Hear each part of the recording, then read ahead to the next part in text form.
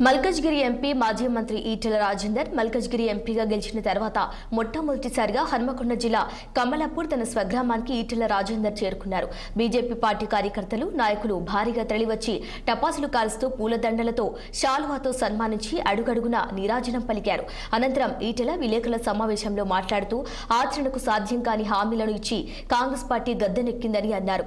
రేవంత్ రెడ్డి సర్కార్ ఇచ్చిన హామీలను నెరవేర్చడంలో పూర్తిగా విఫలమైందని విమర్శించారు. ప్రతి రైతుకు 2 లక్షల వరకు రుణమాఫీ చేస్తామని కేవలం కొంతమంది రైతులకు మాత్రమే పరిమితం చేశారని అన్నారు. తెలంగాణ రాష్ట్రం ఏర్పడ్డప్పటి నుంచి ఒక్క నిరుపేద కుటుంబానికి రేషన్ కార్డు ఇచ్చిన దాఖలాలు లేవని తెలిపారు. తెలంగాణ రాష్ట్రంలో కాంగ్రెస్ పార్టీ ఇచ్చిన హామీలను ప్రజలు మర్చిపోయే విధంగా హైడ్రా పేరిట హైడ్రామా చేస్తున్నారని ఎద్దేవా చేశారు.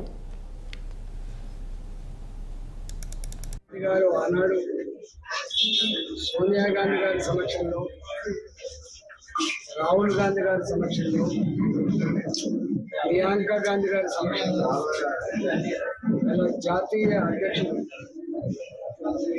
సమక్షంలో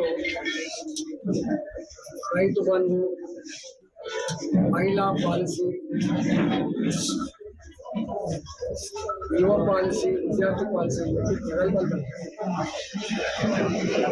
ఎన్నికల సభలలో ఆయన మాటలు వింటే ఎప్పుడు ఎన్నికలు వస్తాయా, ఇప్పుడు రేవంత్ రెడ్డి గెలిపించుకున్నాను, ఇప్పుడు మాకు వచ్చే 250, 2,500 రూపాయలు వస్తాయి, మా పెన్షన్ 4,000 రూపాయలు పెరుగుతుంది, మా రైతు రుణమాఫీ 2 లక్షల రూపాయల వరకు అమలవుతుంది, చదువుకునే ఆడపిల్లకి వస్తుంది,